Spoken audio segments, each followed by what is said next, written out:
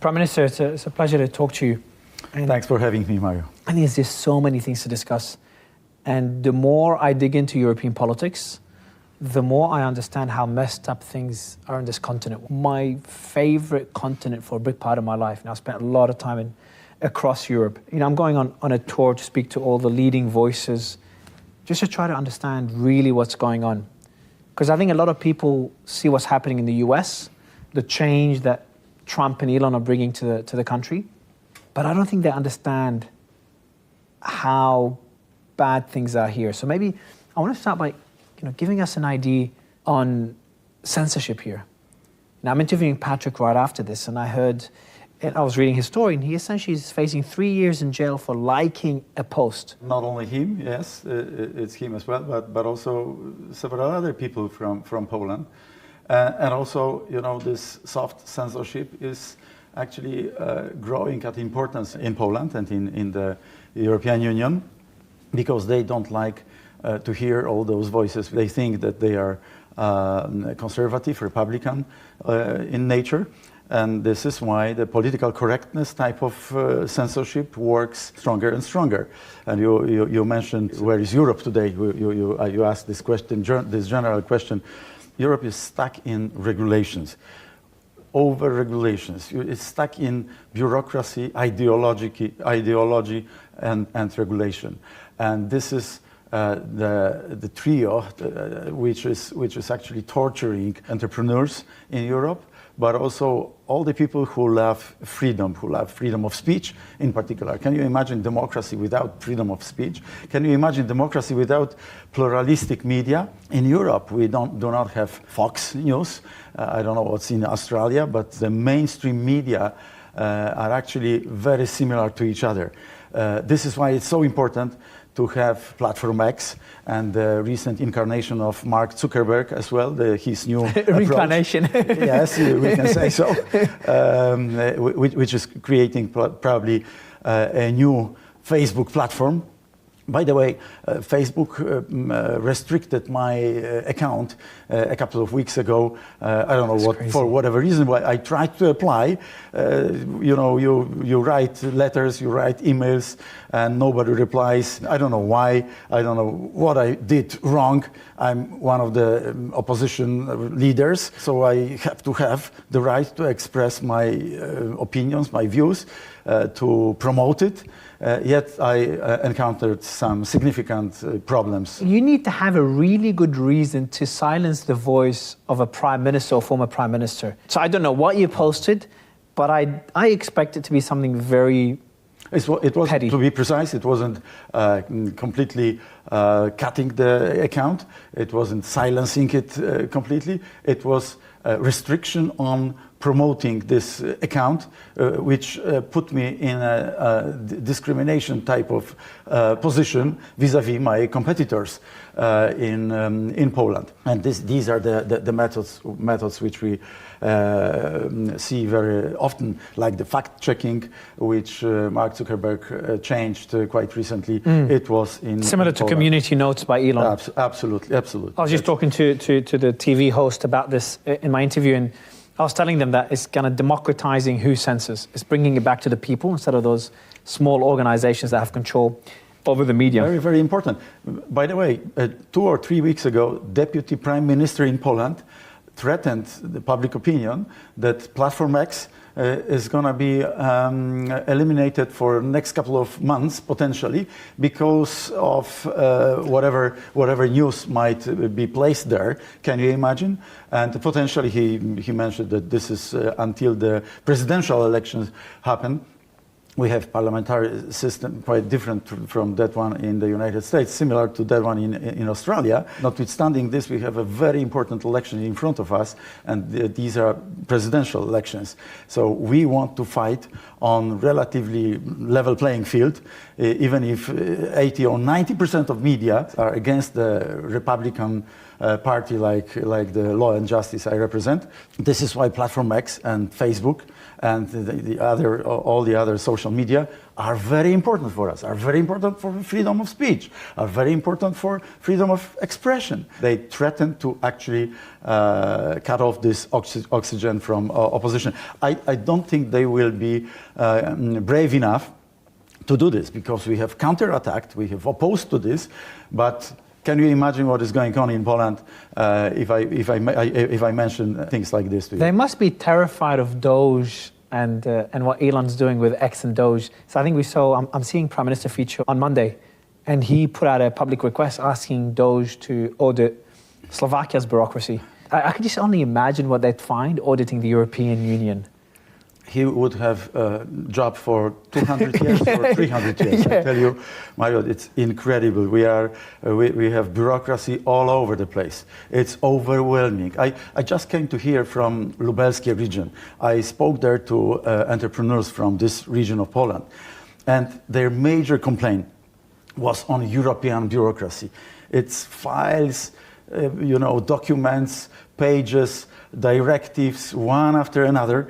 And this is what is the major obstacle to the European economy. When I was Prime Minister, we were doing our best to actually reduce the amount of bureaucracy, but 73% of all the economy-related regulations are coming from Brussels. So I can only have a direct impact on 30% of the Polish regulations. 70% of this is coming from the European Commission and the European Council. So we can only do so much. So it's become like almost like the EU is like a federal government, and countries are becoming more like states rather than countries. I hate to think this could be the state of the European Union, but this is what the bureaucrats would want it to be. Exactly, they behave like the government. They threaten the sovereign member states of the European Union. Can you imagine?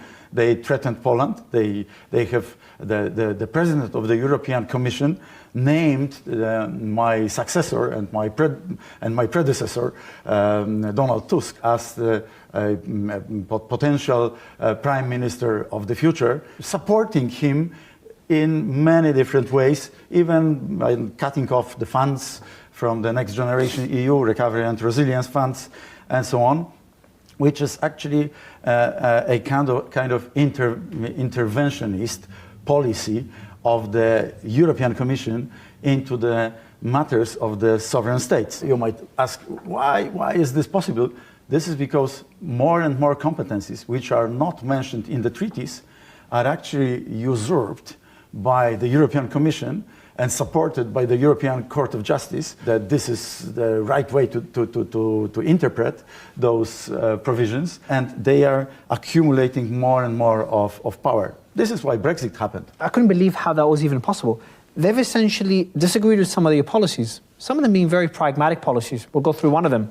You wanted to limit foreign ownership, specific German ownership of media stations here in Poland, which makes complete sense. That one which is already in place in France. So in France it's legal, but when you wanted to do it, they've cut funding. Exactly. One of the reasons why they have cut funding, because they have been imposing one fine after another. But how does it work? So you're a contributor to the European Union, one of the larger ones. Yeah. So Poland is a contributor to the EU. EU takes that money and they say, hey, we don't agree with X, Y, Z with your policies when it comes to mining coal, for example. Yeah.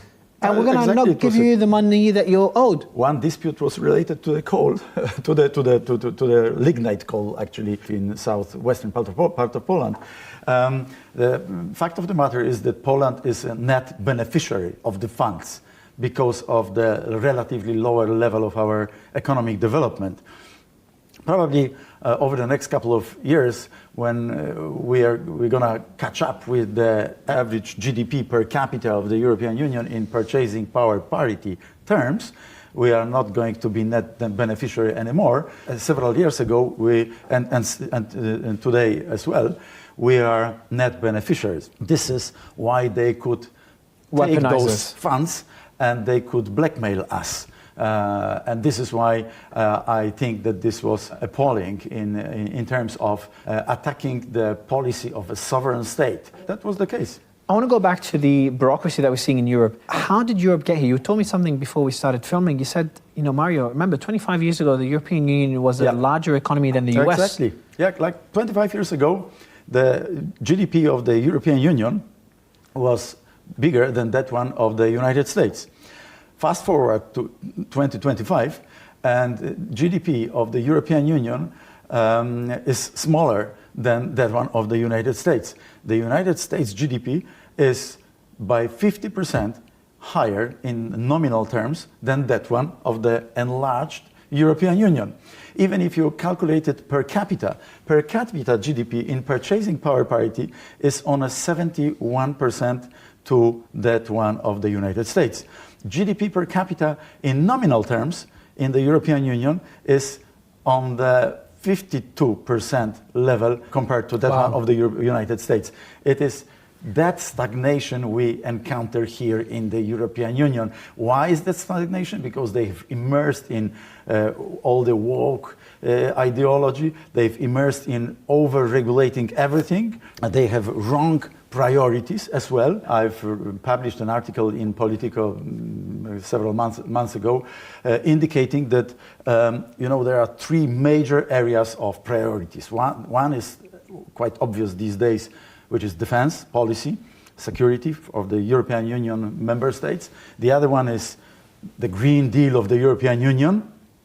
And the third one is the welfare state of the European Union. And we cannot afford for the three, the impossible trinity, I call it, is because you can only have 2 out of 3 at the same time. So for me, the choice is obvious. We should be safe and secure. This is why we have to invest in defense policy, as I've done when I was Prime Minister. I have increased the level of expenditures from 2 percentage points to GDP to above 4%. After the Ukraine war? Even before the Ukraine war, we were growing the percentage to 3%, 3.5%. Close to what the US is requesting, 5%. You're the closest to that. We're quite close to this. With 4.5%, we won't have any major problems unless this current government will not mess with the budget. But let me return back to this impossible trinity concept for just a while. So we have to secure the defense, given the threat of the Russian bear and the Russian imperial colonial policy. They want to dominate this part of Europe. They want to dominate Europe. They have imperial objectives. We have 2 other major pillars, major priorities. The other one was the Green Deal. According to McKinsey report, we should spend by 700 billion euro more every year for Green Deal. And even with those expenditures, which we have right now, we have a carbon leakage, lots of mass layoffs, because the energy price is already the highest, one of the highest in the world. Actually, the energy price per kilowatt hour is 3 times lower in the United States. It's 2.5 times lower in China, our major rivals. Oh, wow. Yeah, they want to put even more money into this. So despite that obsession with the Green Deal, it's still lacking because of the amount of bureaucracy. Despite this obsession, they want to put even more money into the Green Deal. And the third priority is welfare state, and we want to preserve it. We don't want to cut the welfare state. This is why I'm saying, hey, you guys in the European Commission, you have to really choose of 2 out of 3 major pillars. The choice for me is quite obvious. We have to be secure, so we have to invest in military equipment, in the defense policy, and we have to maintain our welfare state. So we have to reduce that. This is why we have to reduce our appetite for the Green Deal. So what's the solution though? Like in the catalyst in the US was Trump and Elon backing Trump and people around Trump, RFK, Tulsi, etc.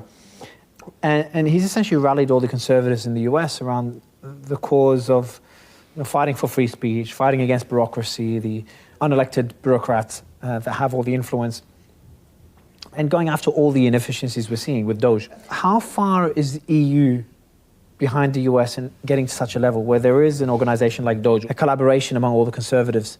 What is needed to get there? we are miles away from this level of awareness and this stage of development of the public matters and the DOJ and all this, comparing Europe to the United States.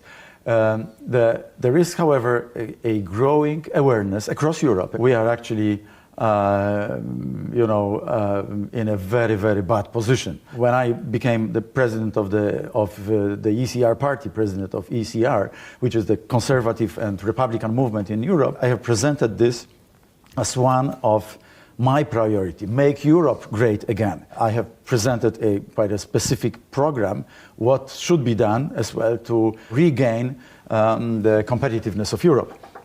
The productivity is lagging behind. The amount of money spent on innovation is by 50% lower than that one of the United States. I cannot imagine the bigger stupidity than that one which Europe created over the last 10 years. Can you imagine, Mario, that with the European money, with the European taxpayer money, we have created 4 big new sectors of the economy, but not in Europe. It has been created in China. China is now the biggest, by far the biggest producer of solar panels.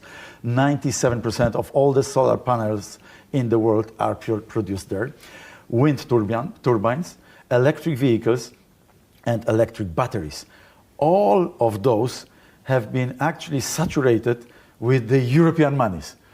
Even today, Polish government announced a program of, putting new money, subsidizing purchase of new electric vehicles. It might make sense 5 years ago, 10 years ago, back then when the European Union still was fighting for those industries like electric batteries and electric vehicles. Today, those subsidies will be subsidizing the Chinese production. 60% of the production of the electric vehicles is in China. 60%, 60. This means that with the European money, not only we have actually been able to support our major rival and competitor, we are still doing the same.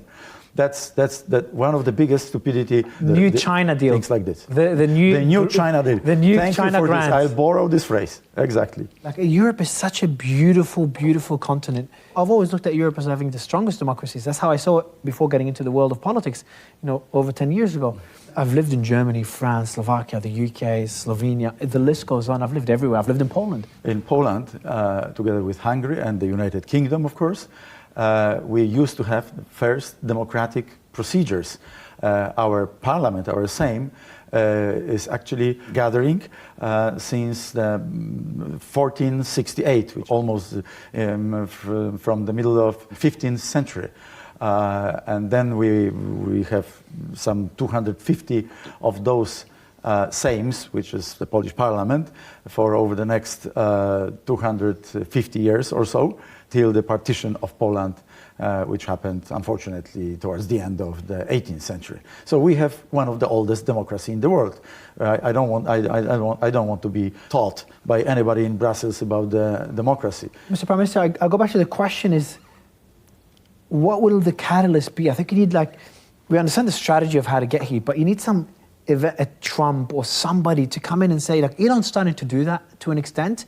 When Soros does it, it's great. When Elon does it, very openly, transparently, election interference. It's just ridiculous the way they label it. Soros and his funds and election interference is actually in many countries across Europe. I spoke to guys in Albania, in Hungary, in Slovakia, in Poland, of course. They were quite openly supporting all sorts of different actions, which has been conducive for the liberal and leftist parties. This is why I think that we also look for some understanding of what was happening in Poland. There was no level playing field in Poland, and this is why it's so important to create new environment. Do you think obviously X is already in Europe, so X continuing the fight for free speech as they did in the US, in Brazil, in Asia? Very important in Poland. Extremely important. In Poland and Europe. I'm very grateful to Elon Musk because this is the platform of freedom, freedom of speech.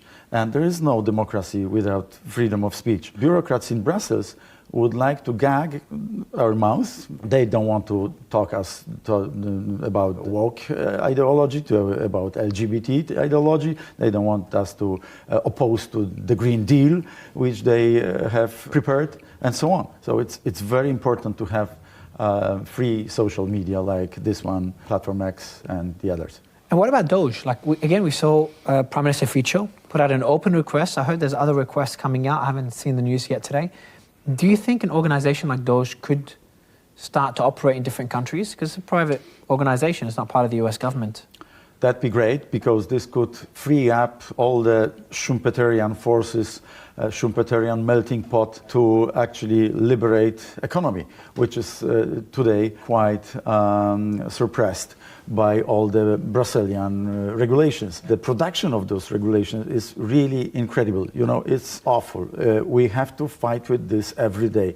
I'm meeting with Polish entrepreneurs quite often, and this is one of the biggest obstacles to actually develop their economic business. I didn't understand how bad it is until you start seeing Elon expose what he's exposing in the US. See? I saw 2 days ago. That's in the US. In Europe, it's even worse. That's what I keep hearing. Like, I saw on my way here, $1,500 cups of coffee in the Pentagon. Okay. Good luck. I just read it, and I read it again, and I read it again. That's one of many similar examples of money just being thrown out. And again, this is taxpayer money. Are we seeing people in Europe starting to wake up to that reality? Are they watching what's happening? Because I feel like there's two sides to it. There's those in power. You know, we saw Thierry, the commissioner, target Elon when he did the interview with Trump. Yeah. So you've got those in power really, they seem to be really scared of that movement, the kind of awakening that we're seeing in the US, come all the way to Europe and just turn the entire system upside down. And they're trying to crack down on it. But are we also seeing people in Europe starting to wake up to that reality? They started to wake up, absolutely. Let's ask this very basic question: where the value added in business is coming from? Is it coming from, you know, yet another regulation, bureaucracy? No, it's coming from the hard work of entrepreneurs and employees. And we should free up all the potential resources vis-a-vis such a huge challenge, which all of us are encountering right now, which is China in particular. Trump is really focusing on now. And rightly so. I understand why the United States is pivoting away to the Pacific Ocean, because China is such a huge, huge competitor, to say the least, by far more important partner of the duo China-Russia right now. Russia has become a junior partner to China. And China and Russia together dominating Europe, so the whole of the Eurasian continent, is bigger and much more powerful than the United States. So the United States, confined to the Western Hemisphere only, the North America, the South Americas, and the Monroe Doctrine, it's not able to influence on the rest of the world. And this is why it's so important that Europe and the United States and Australia and Japan and South Korea are, you know, cooperating with each other. I'm a strong believer in transatlantic relationship. It's extremely important for peace and stability of the entire globe. What do you think of the way Trump is handling all this, the way he's handling, you know, American allies with the tariffs? This is the way how I look at this. They have to free up their resources and pivot away to Pacific. I mean, the United States has to pivot away, and they don't have enough of resources. Resources are always scarce. This is why they have to make a wake-up call to all their partners, including and in particular the European Union member states and the NATO member states in Europe, to take appropriate responsibility for their actions and for the stability and peace in Europe. This is why President Trump is actually challenging the European Union countries to spend more money on military equipment, because there are countries in the European Union which spend less than 1 percentage point. So what it means, Mario? It really means that the Pax Americana, the security umbrella of the United States, is for free for some countries. And had I been in the place of the American taxpayer, I would be reacting in exactly the same way. So I would like my partners in the European Union to actually be responsive enough to the challenges of the nowadays.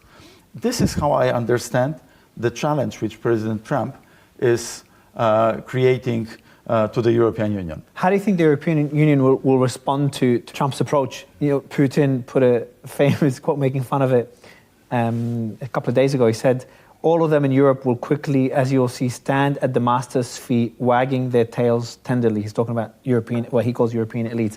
So obviously you don't have to agree with Putin and all his stances, but I'm saying his position on eventually we'll see Europe, and we're seeing that already with some countries very quickly finding an agreement with the US with the tariff strategy. I won't refer to Putin, but actually the countries of the European Union have to be aware of the changes we are experiencing right now all over the place. And this means that, first of all, given my impossible trinity, we have to lift up our ambitions around defense policy, because it's so important that all the countries of NATO dedicate more resources to the military equipment, to the military industry across Europe, and to new arms, new weapons being produced here in Europe, so that further down the road, we, the Europeans, be able to take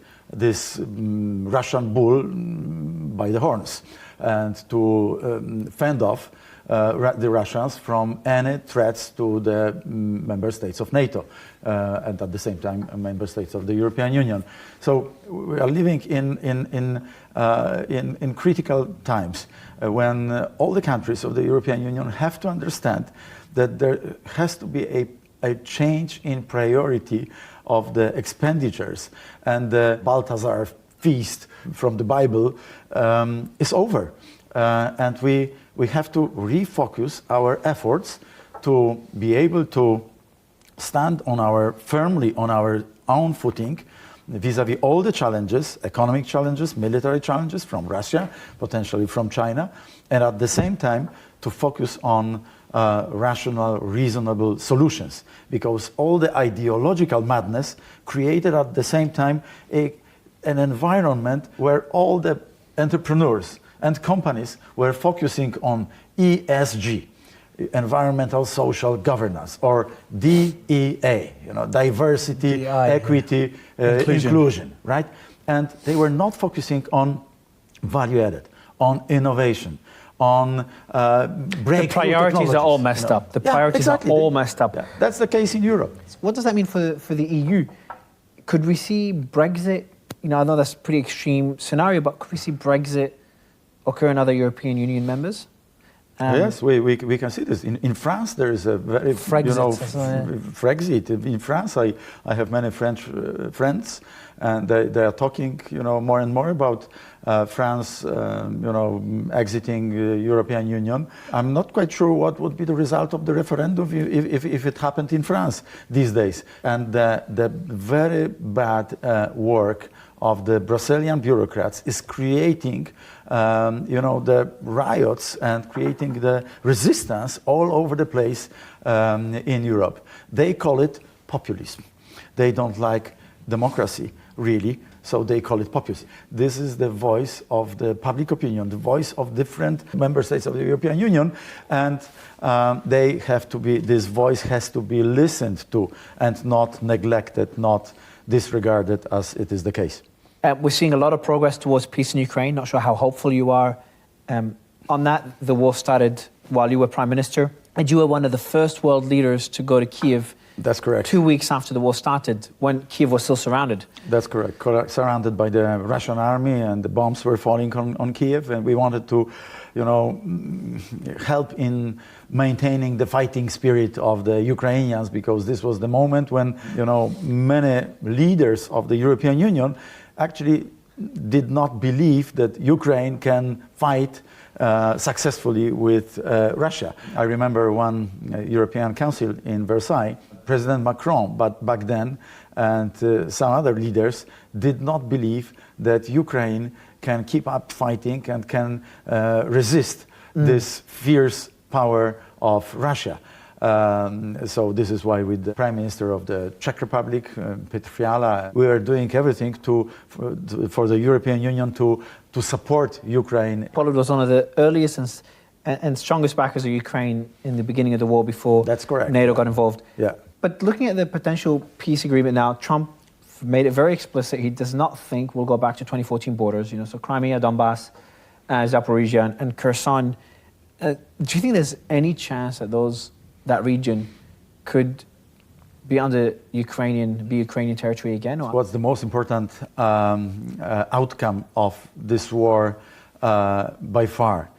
It's maintaining Ukraine as a sovereign state. I'm a historian from my first education. I very much look at examples of several countries which lost their independence and several others like Finland who lost the war to some extent but actually won at least part of their independence. The Finland in the war 1939-1940, Mannerheim versus Stalin. Poland was not that lucky, and towards the end of the 18th century, we lost our independence. Had we been, lucky enough and waiting several years until the Napoleonic era started, we probably had been able to maintain our independence. A smaller state, but still independent state. This was not the case, and we lost our future back then. This is why, for me, the most important outcome is that Ukraine should be maintained as a sovereign state with pro-Western, pro-free world values, and this is why I believe that for the Ukrainians actually who really are now very much tired with this war. There is lots of desertions and there is fatigue all over the place in Ukraine. They want to have their state. And freezing this conflict, freezing this war, gives chance to regain whatever territories are taken away from Ukrainians. And maybe the most important sentence, the terms and conditions of any peace agreement should be accepted and acceptable for the Ukrainian government, for the Ukrainian president, and the Ukrainian nation. Do you think it will be? There's concerns now. It's up to them. Don't ask me, ask them. I believe that they are the ultimate decision maker. If they decide to stop the war, they can stop the war with the help, with the support of President Trump. If not, they will need additional support and new money, new weapon delivery from the US in particular to fight a longer war. And your thoughts on Trump's presidency? It's been a few weeks. It's been a very fast-moving few weeks. Which direction do you think it's heading? How did it compare to your expectations? I think you were in the US at the inauguration as well, so you've been following it very closely. Your initial sense of it? The world's heading in the right direction. Trump is doing the right thing. You agree with some things, disagree with some other things. His negotiations tactic, the tariffs, Gaza.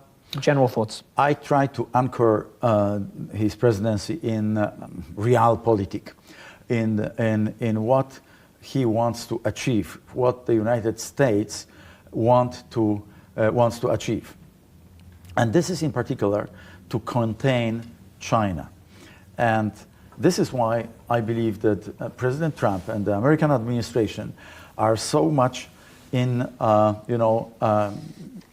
creating peace conditions in the Middle East, stopping the war in Ukraine, and being able to redirect their resources, their financial resources, their production capacity, their diplomatic forces to the Pacific Ocean and to China and to Taiwan.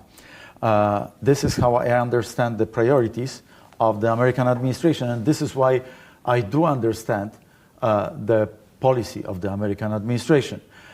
This is why I understand why President Trump wants to make order with the US-Canadian border, with the US-Mexican border, fentanyl, all Which the you drugs. tried to do with the Polish border as well, and that backfired on you as well. I've done this, actually, I'm not sure if you are familiar with this, that Lukashenko and Putin, they try to instrumentalize illegal migrants, weaponize and instrumentalize illegal migrants, and they have invited tens of thousands of illegal migrants from the Middle East, from Iraq, from Afghanistan, from Syria, from the northern African countries, and he tried to push them through the Polish border, Polish-Belarusian border. Same as Finland as well. But not to such an extent. Polish was the most. Polish was the most. Belarus does not have a border with Finland.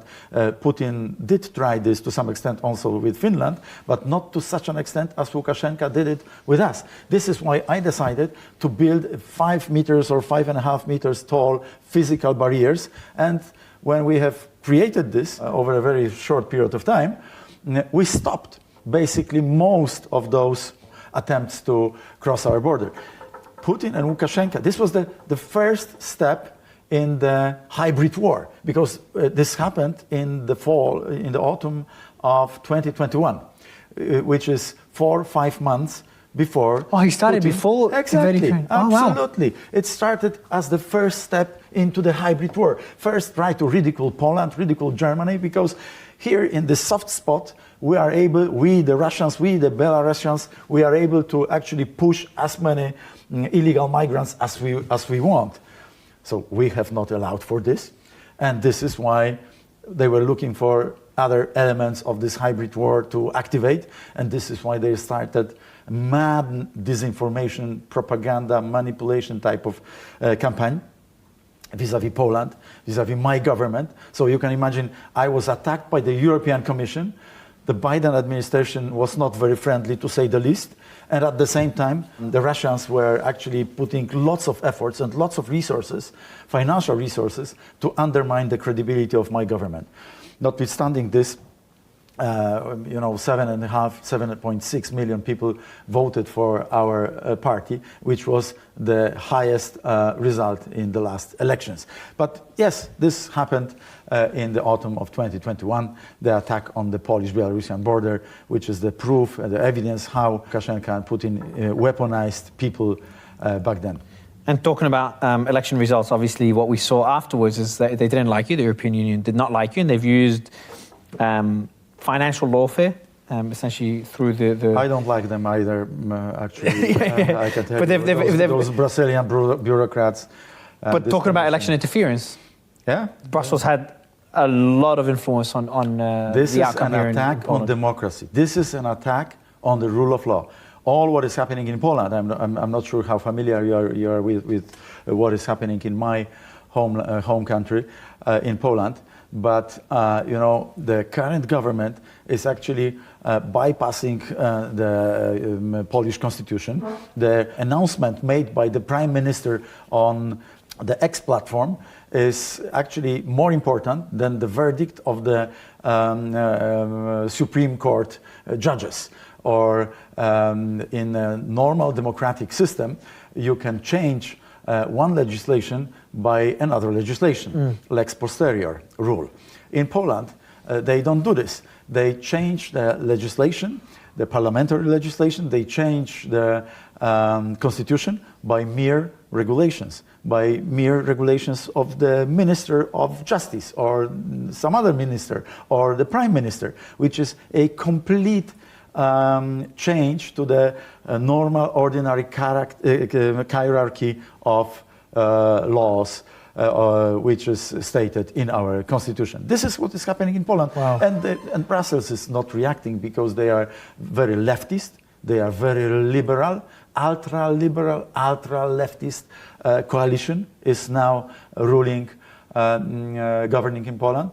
And this is why they have support from the ultra-left and ultra-liberal European Commission. Wow. You're surprised? I am. I didn't know it was that bad. Like, this is one of the, as you said, one of the oldest democracies in the world. One of the oldest democracies being in the world. threatened to this level. Yeah.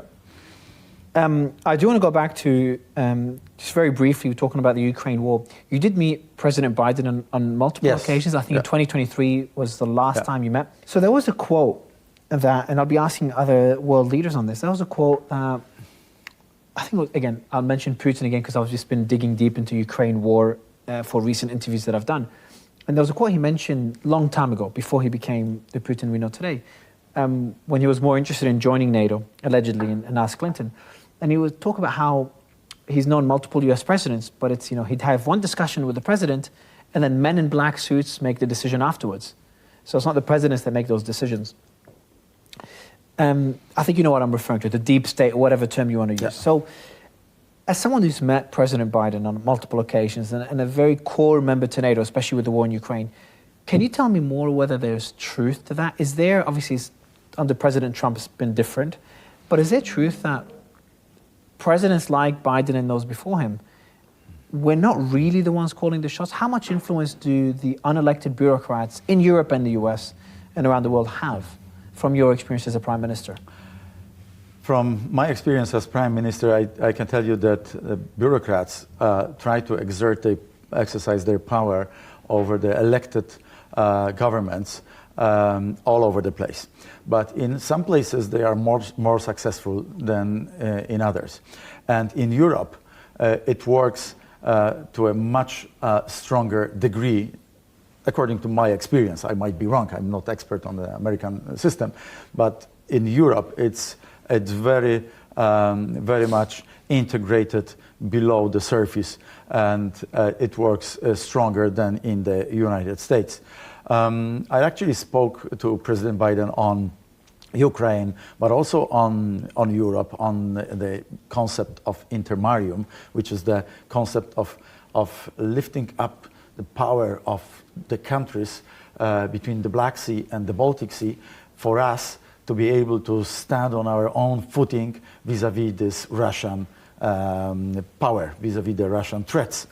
And I agree with this concept. I was actually, together with my president, Andrzej Duda, one of key supporters of the idea of 3 Cs. Intermarium is a derivative, is a sub-concept of the 3 Cs concept. We spoke about this, and we were on the same hymn sheet. We were on the same page with President Biden. We spoke about spending more money on defense, and we spoke about how to actually stimulate all the laggards, all the other countries from the European Union to do their part. President Biden tried to achieve what President Trump is now going to achieve, but he was using softer tools to do this. This was also at the time when the Biden administration introduced several protectionist measures, and this was also fiercely discussed on the European Council level. I was member of the European Council, which is the composition of the prime ministers and presidents of the member states of the European Union. And we spoke about the American Jobs and Innovation Act, the Inflation Reduction Act, or the Chips and Science Act as the protectionist measures. And I was actually receiving this information from President Biden, and then I was trying to persuade my colleagues on the European Council that we have to find an appropriate reply to what is going on in the United States. Had they been reacting to my voice crying in the wilderness, they would not have been so surprised as they are today, because the protectionist measures, you mentioned about tariffs, but the protectionist measures were actually introduced by the first Trump administration. And then President Biden continued the protectionist measures as the Inflation Reduction Act, the Chips and Science Act, the American Jobs and Innovation Act. And now the President Trump, in a continuity type of approach, is building on those. In Europe, we are in the middle of nowhere. We have not been reacting to the first wave of protectionist measures from China, in particular from China, neither from the United States, and then the next wave, and then the next wave. We should be preparing the European Union for the new times, and this was not the case. It's their major sin. I feel like Europe is going through the early stages, the early rumblings that the US was going through years ago. So it's a bit lagging. Might have been, yeah. I think Elon, with his reach, is trying to kind of wake people up to the reality in Europe. You know, I'm trying to do my small part as well in those interviews. But I'm pretty hopeful. I think what we'll see we're seeing that resurgence of a lot of candidates in different countries.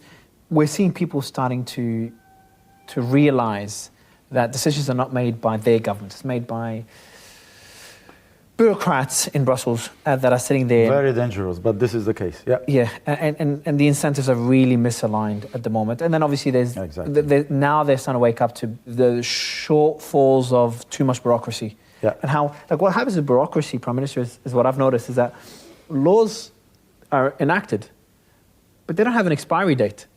So they're enacted, and then new ones are enacted, and they just keep stacking up, so you just cannot keep up. So I think that a good solution would be interesting is to have laws with expiry dates. Exactly. That was one of the proposals which we made here in Poland. Yes, but in the European Commission they don't want to hear about this because this is, how they. This is completely different approach to their philosophy. To build one directive on another one resolution on another one, and this is how it works, and this is why we need Doge here in Europe. Do you think so? That kind of my final two questions is first, when it comes to Doge, so you think Elon expanding his organization and the system he's built in the US, expanding it to Europe, is something that could make a difference? It could make a difference, absolutely, because in Europe, at least the sovereign states of the European Union, we still have some power to actually activate whatever actions against the bureaucracy and deregulate. And we might deregulate, but we have to be brave enough to deal with those. And this is why very decisive actions could make a difference across Europe. And if this was the verdict someday in future of the Polish citizens, and the Law and Justice Party came back to power, this would be one of our top priorities to actually deal When's the with next this. election in Poland? The next parliamentary election is in October 2027, but the next presidential election is in May of this year. So in 2 years, I'll come here and I'll meet you in your version of the White House. I'd be delighted to talk. Back as Prime Minister, especially with what we're seeing, the movement we're seeing, and with MAGA here in Europe and what they call populism. Yeah, and we try to integrate the parties, the Republican and Conservative parties. That's important. That's not only the party which I have the honor to lead, the European Conservative and Reformist Conservatives and Reformist Party, but there are also Patriots for Europe, where Marine Le Pen is, and Viktor Orban, and my friend Santiago Abascal from Vox Party, Spanish Vox Party. And there are very good people there as well. And we try to coordinate, we try to collaborate with each other. Because, to your point, actually, President Trump integrated lots of different ideologies and places and pieces of this jigsaw, so to say. Elon was a liberal. RFK was a liberal. Tulsi Gabbard was a liberal. Yeah. Vivek, I think was a liberal. I could be wrong on that one.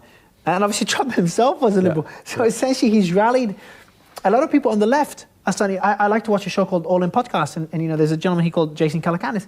Yeah. He was very anti-Trump. I'm using him as an example. His perception has changed because we've seen it's not only about Trump anymore, it's Trump and those around him. And I hope we see in Europe a similar movement where it doesn't have to be a conservative movement. It has to be a movement back to democratic values. It has to be a movement back to common sense. To be honest, back to common sense, and back to power, back to common sense, absolutely. Efficiency, and back to efficiency. I agree with that. Yeah, well, like this, and this is not only that we can actually observe a static environment.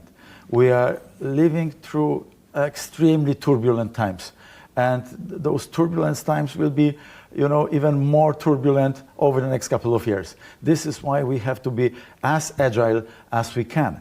We have to be able to very quickly respond to the challenges of the nowadays, as President Trump is trying to do and is doing in the United States. And yet this huge bureaucratic vehicle in Brussels is unable to do so. That's my major concern. Prime Minister, it's an incredible discussion. I really appreciate you speaking to me on such short notice. And, I landed this morning, I leave tonight, and I'm so glad that we've managed to fit this in. Thank you, Mario. You're doing a great job. Thank you very much. Appreciate it. Thank you, sir.